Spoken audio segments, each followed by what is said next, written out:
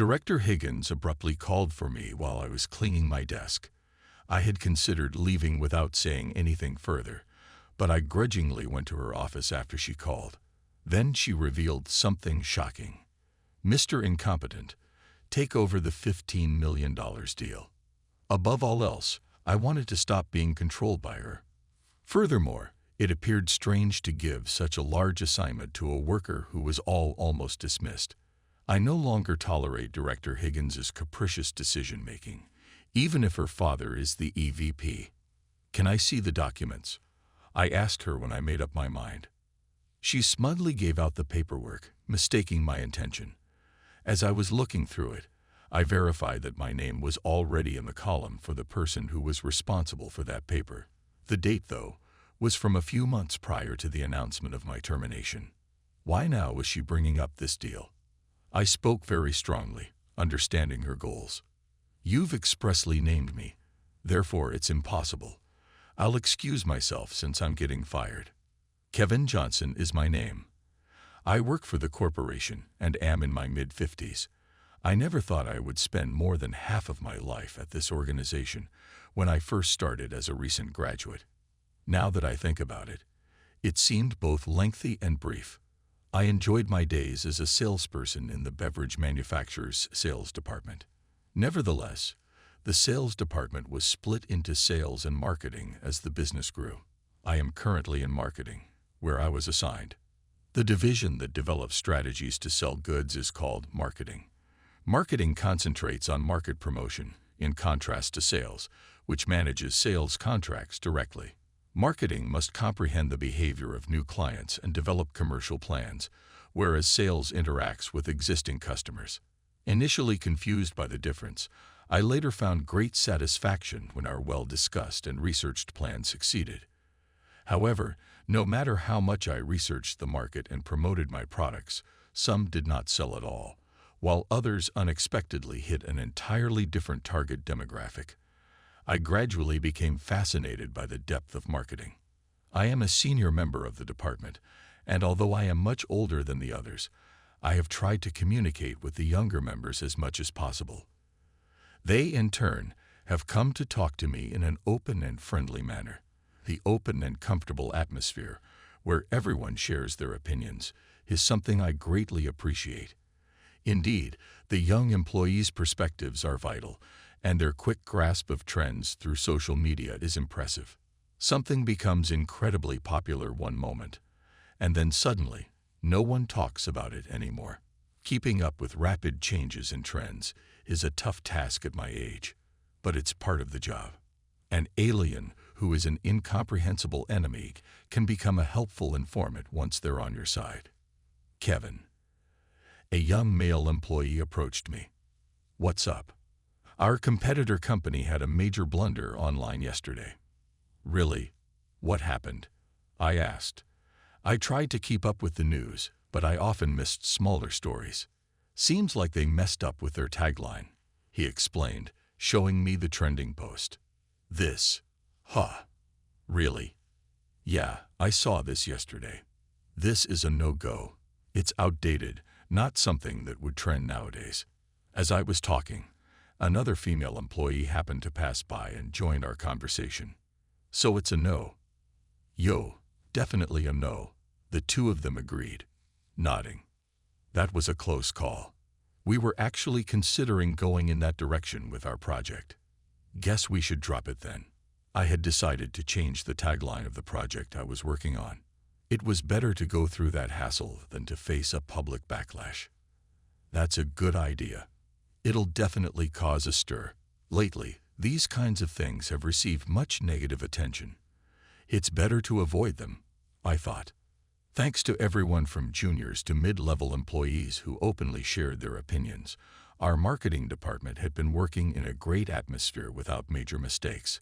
However, this harmonious work environment was about to change due to personnel reassignment. Every year, our company undergoes staff reassignments, and this time was no exception, with significant changes. A woman in her 30s replaced our easygoing and always smiling director, who had been watching over us. Lisa Higgins was somewhat of a celebrity. Rumors were that she got into the company through connections as the daughter of the EVP and had been doing whatever she pleased in various departments. In fact, she was known to favor and be kind to those who praised her, but would ruthlessly push out anyone who disagreed or challenged her. Since the announcement, I feared what would become of our department, filled with people who always spoke their minds. My bad feeling turned out to be spot on. To get approval for a certain project, I went to see Director Higgins, my boss. This project resulted from meticulous discussions with the staff, considering the opinions of the sales team, and finally coming together. We all felt confident in it and were just waiting for the go-ahead to start production. She glanced through the project proposal and carelessly tossed it aside. "What is this? It's completely no good. Could you please specify what's wrong?" Perceiving my insistence as defiance, Director Higgins glared at me sharply. "A bad project is just that bad. Redo it. Could you please advise me on which aspect I should start redoing?" I asked in confusion. Her response was cold and blunt. "I said the whole thing. This project is rejected. Wait, please, can we at least discuss the content a bit more?" I pleaded. But she ignored me and walked out of her office. I had to tell everyone about getting a negative response from Director Higgins, and we set up a new project meeting. Since we had a fair amount of confidence in the previous project, the mood in the meeting room was gloomy. In the midst of this, a cheerful, out-of-place voice rang out. "What's with the glum faces, everyone? I've come up with a great idea." The plan she proposed was so outrageous that it was doubtful if any market research had been done. Even a fresh graduate could have come up with something better. We all sat stunned, listening to Director Higgins' presentation. After a while, a young male employee hesitantly raised his hand. "Sorry, but what are the persona settings for this project?" "Persona? What's that?" "I'm talking right now, so no need for your unnecessary input," she retorted and returned to her presentation. Persona, a basic marketing term, refers to a detailed and concrete image of a customer. It was evident she didn't know this. While listening to the poor presentation, everyone quietly exchanged glances. When she finished and asked if there were any questions, I raised my hand after some thought and spoke up clearly. "Sorry, Director, but we can't go forward with this project." Her demeanor changed instantly. "What do you mean?" "To be honest, this project is not viable. In marketing, market research is crucial. And, at this point, Director Higgins let out an exaggerated sigh. "You don't get it." "What don't I get?" "Your own position," she said coldly, looking down on me. "What does that mean?" I began, but Director Higgins interrupted without letting me finish. "You're fired. Don't bother coming in next month." Normally, a director couldn't just fire an employee on their own, but she, being well-connected, must have had some influence I couldn't contend with. And so, I was suddenly fired from the company I had served for over 30 years. Despite my confusion and sadness, there was no reversing the dismissal. Eventually, I decided to move on, using my remaining leave to search for a new job. I only had connections at my current workplace, but thanks to a friend who helped me out, it looked like I wouldn't miss a meal. At my age, my only concern was for the colleagues I was leaving behind. Regrettably, today was my last day. I had hoped to have a chat with everyone on my last day of work. However, that didn't go as planned either. While I was tidying up my desk, Director Higgins suddenly called me. I was thinking of resigning without talking to her anymore, but since she summoned me, I reluctantly headed to her office. Then she dropped a bombshell. "Mr. Incompetent, take over the $15 million deal." Confused about a handover on my last day, I asked her for clarification, only to hear an unbelievable response. "I'll forget your firing ever happened for now, so can you start on this deal right away?" Though having my dismissal reversed might seem positive, I already had another job lined up. I couldn't just ignore the arrangements made with my new employer. More than anything, I didn't want to be manipulated by her anymore. Handling a large project worth $15 million to an employee who was suddenly fired is also somewhat strange, even if Director Higgins' dad is the EVP. I can't stand her making arbitrary decisions like this anymore. I reached a decision and asked her, "Can I see the documents?" Mistaking my intent, she smugly handed over the documents. Flipping through, I confirmed what I thought. My name was already in the column for the person in charge of that document. However, the date was from several months ago, before I was told I was being fired. Why did she bring up this deal now? Understanding her intentions, I spoke up firmly. "It's impossible since you've named me specifically. Since I'm being fired, I'll excuse myself." "What? You're turning down a $15 million project?" she exclaimed. "Yes," I said. "To be precise, I can't accept it under your leadership. I'll be handling similar projects at my new job." At my words, Director Higgins stood up abruptly, making a loud noise and revealing a disheveled appearance I had never seen. "What do you mean?" she demanded, slamming her hand on the desk. I sighed and began explaining. When I was fired, I first consulted a former colleague from sales. He was originally meant to join the marketing department, but chose to return to sales instead. Now, he was a sales director at another beverage company. I still went out for drinks with him, and I valued his advice as a senior in job transitions. He listened quietly to my story, then casually offered, "Why don't you join us?" "Really? Is that okay?" I was taken aback but grateful. He seemed to be on good terms with the HR director at his company and told me he would try to talk to him. Things moved quickly from there. I never expected to transition so smoothly at this stage of my career. I had secured a job at a competing beverage company, assigned to the marketing department. It felt like a stroke of luck. During my interview, the HR director asked me something. They wanted to know if I knew about a major project that had recently started. It was a much-discussed plan about forming a business alliance with a rival company. The money involved was substantial, and due to the alliance between rival companies, it was a hot topic in the industry, so I had heard about it. However, I didn't know about the specific details. When I said so, the HR director looked puzzled. "According to their records, you were involved in the project," he said.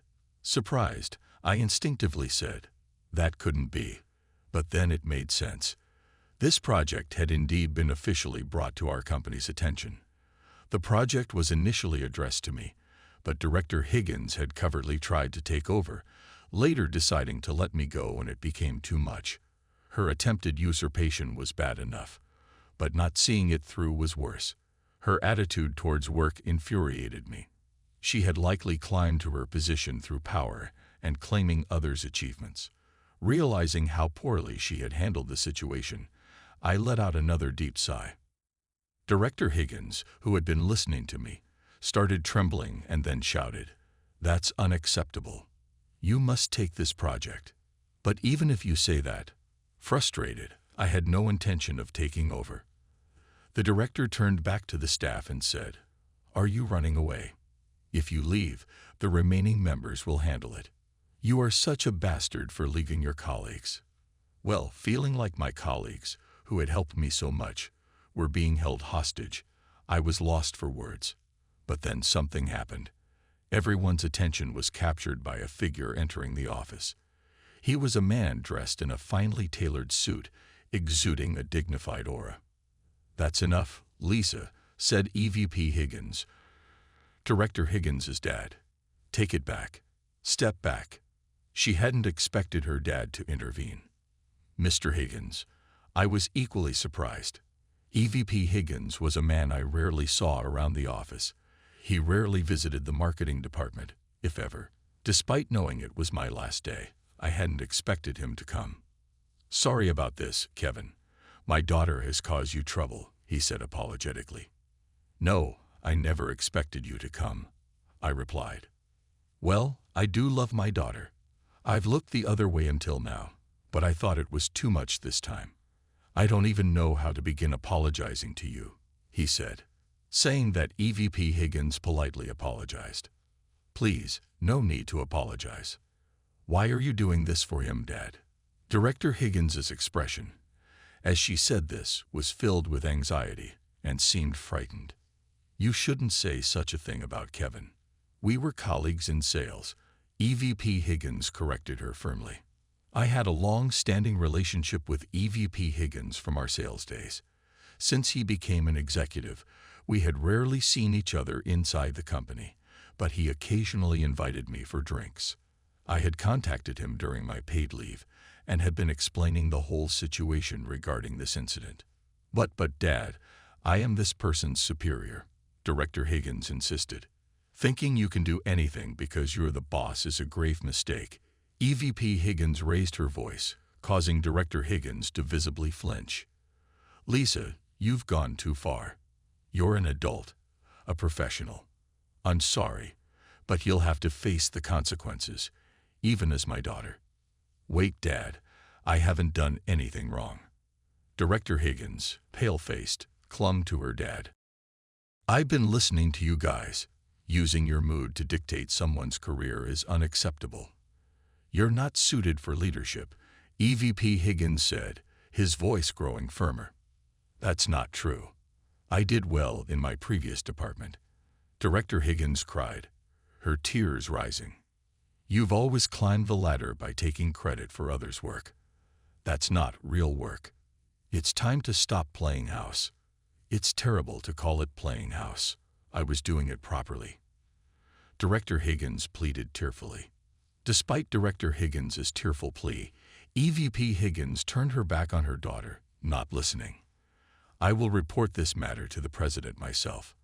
It's my fault for letting it go this far. Kevin, I'm truly sorry for what happened. I hope you can fully utilize your abilities in your new position. I'm praying for your success. Thank you. If it's okay, I'd like to go out for drinks again. I smiled slightly at my words, leaving Director Higgins, who was in tears, and exiting the marketing department. Not long after my resignation, Director Higgins's fate was also decided. She was demoted and transferred to a remote sales office, a clear case of being sidelined. EVP Higgins voluntarily offered to cut her own executive compensation. The marketing department team, as usual, was voicing their opinions freely and seemed to be fully engaged in their planning meetings. They appeared to be quite satisfied with their new boss, and the emails I occasionally received from them sounded cheerful. I hope they never forget that honesty and continue to have fulfilling days ahead. Kevin. A young male employee approached me while I was looking at my PC. What's up? Check out this post. It's going viral. What? Which one are you talking about? This one, he said, showing me his cell phone screen. Wow, so many comments. We did it. This will definitely be a topic of conversation, I said, reading through the numerous comments. I couldn't help but strike a victory pose. This photo came out great too. The male employee chuckled at my words. What's funny? No, it's just, I always forget because you talk so casually, but there's quite an age difference between you and me, Kevin. I just felt a bit of a generation gap there. Where? What part? In my flustered state, he dropped a cold one-liner. That's a secret. Why? Tell me. Can't do that. He grinned and walked back to his desk. What's that all about? I muttered, still not understanding where the generation gap lay, and turned my gaze back to my PC. Since my job change a few months ago, even though I was still in the same industry and marketing department, the internal systems and ways of working were, of course, different. Learning everything new at this age was quite challenging. Lately, everyone from the young to the senior members has started to talk to me more openly. It's been a great joy to work in an environment where everyone had strong opinions, and we could learn and grow from each other. The $15 million project has not yet been completed. In the end, I was relieved when my reliable coworker at my previous employer took up my duties. One of my pleasures now is seeing each other during gatherings. I've come to the realization that I still have a lot to learn about marketing since my profession shifted. I'm anxious to learn as much as I can since, even though I'm older, I'm still fresh here. The voice of my colleague said, "Kevin, the meeting is about to begin." I hurried out of my chair. "All right, I'll be right over." I went to the meeting room with a brisk gait. What concepts will be discussed today, I wonder? I was so excited that I opened the conference room door.